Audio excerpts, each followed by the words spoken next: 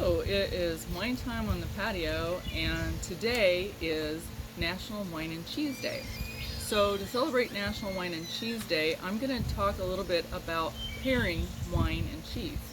So I've got 6 different wines here and 6 different cheeses here. And so what I thought I would do is just talk about pairing wine with cheese. Now, if you don't have, there's no magical formula. You can, if you like it and it tastes good to you, then it's fine. But there are some tips, because what you can do with your wine and cheese pairings is you can either complement each other or contrast each other, and that's the same with food, any food and wine pairing. So what I've got today is I'm going to start with a sparkling wine and work my way all the way down to a port, a dessert wine. And I'm just going to talk about some cheeses that I've chosen here. Now, what I like to do when I'm testing it out is I like to taste the wine and then taste the cheese and then taste the wine again to see if it goes well together. And if you want to try this at home, you can do it very inexpensively. There's lots of wines you can buy very inexpensively if you just want to play around. I love to use, for example, Winking Owl, which you can get, or at Trader Joe's. They have their own. Winking Owl's at Aldi's. Trader Joe's has their own $2 chuck wine that you can use, and you can buy inexpensive wines and just play around for fun if you'd like to. So these are not expensive wines here either. But I'm going to start with a sparkling.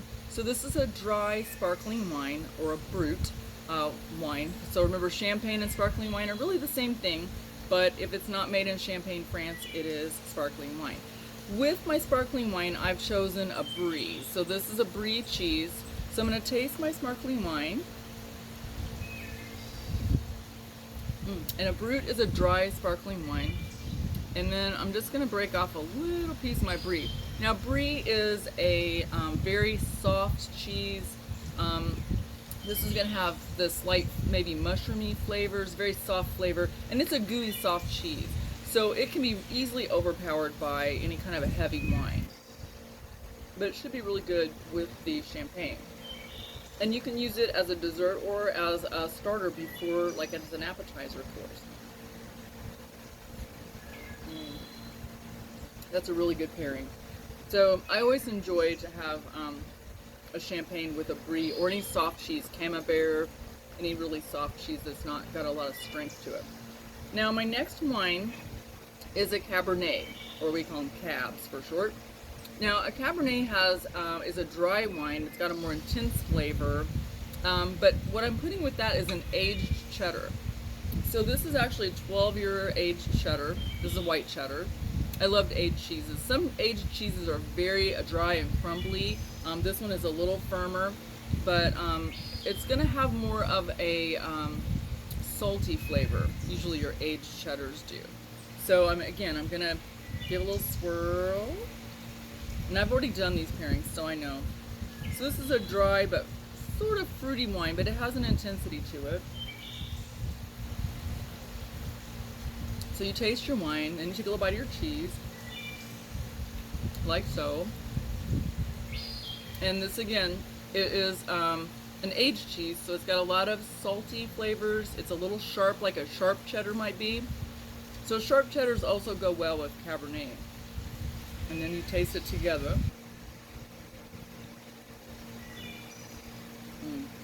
I can tell you that I've played around with this a lot just because I think it's fun and we enjoy doing wine and cheese pairings. And you can really transform the flavor of your cheeses with the right wine. But until you kind of play around and experiment, you won't know what's what. Now I put some crackers here because when I switch from reds to whites, I'm going to do a little palate cleanse because it'll just help me get that. And sometimes you just want to enjoy crackers with your cheese. And I love a cracker that doesn't have a lot of, if I'm really pairing, I like to use crackers that don't have a lot of spiciness or flavors to them. So I use kind of a basic cracker. And there's a lot of those. You can buy like mixed packages of them. Even at Aldi's, they have really inexpensive, really, really good mixed cracker packages. Okay, so now I'm going to switch to a Shiraz. Now a Shiraz and a Syrah are the same wine. So sometimes it's Shiraz, which is S-H-I-R-A-Z. Sometimes it's Syrah, which is S-Y-R-A-H. This is made with the same grape. Different regions call it different. Now this is going to be a little more fruity but it's also going to have a spicy note to it. And what I'm combining this with is a smoked cheese. So I've got a smoked Gouda here. Smoky cheeses are a little stronger. I love smoked cheeses. It's one of my favorites. But they can be overpowering if you have them with too soft of a wine. So this is going to have enough of a peppery and a spicy note to not be overpowered by the cheese.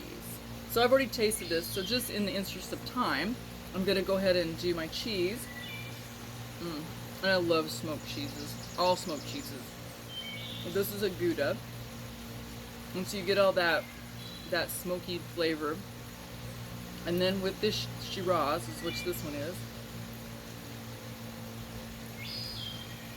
it's really a good combination because this is a fruity, it's dry, but it's still fruity and got enough to not, it really complements one another. I like this a lot, actually. You could also, if you don't like Shiraz or Syrah, you can also use a red blend. So any kind of red blend, like Apothic Crush is a nice red blend. I think I maybe did a video on that one here recently.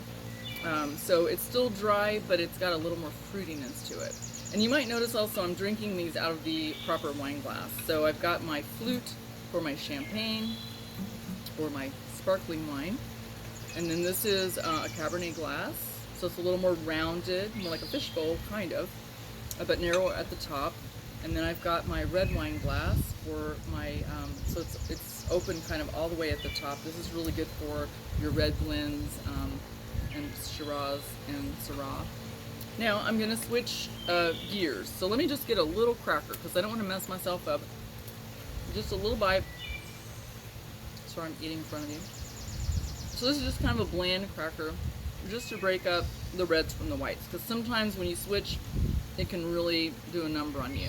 And I'm doing this really quickly, so if you were enjoying this at home, you would take a lot more time and savor each one. So later on, when I finish my cheese and wine, Steve and I will probably have this for lunch. We'll spend more time enjoying and savoring each step along the way.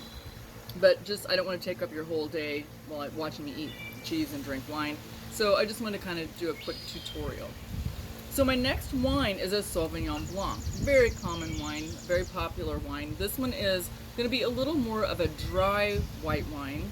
And usually it has a little bit of a citrusy or grassy note to it when you do the nose and the taste. A little sharper than some of your other dry white wines.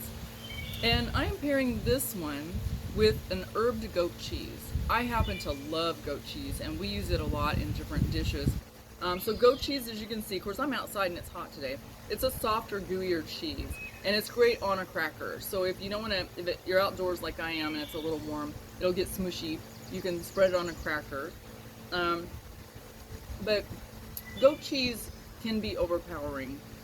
It's got a lot of sort of a little bit of a spice kick to it, but it's definitely earthy. And so you want a drier wine to offset that, to balance that, because if you do a sweeter wine with that, it's going to taste bitter. So a Sauvignon Blanc is a really, really good complement to a goat cheese. And those just pair really well together. So that's another favorite of mine. Now, I'm staying with another white wine, and this is one of my go-tos. So if I'm in a store, you know, we buy a lot of our wines actually from wineries, and so we try all different kinds of wines from all over the country and the world. But if I'm just going to the store to pick up a wine, I'm gonna probably, my go-to is a Pinot Grigio.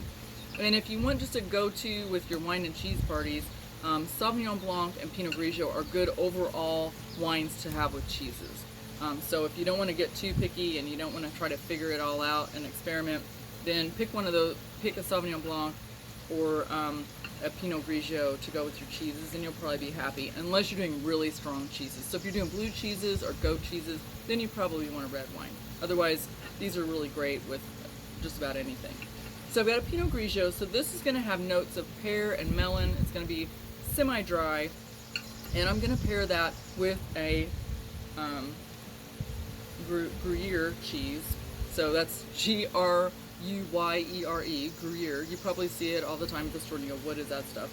So this is a little bit of a firmer cheese. It's a medium firmness, and it's going to have more of a nutty flavor. So it's going to pair well with a lot of actually different wines, but certainly with the Pinot Grigio. So I'm going to do a little taste of that.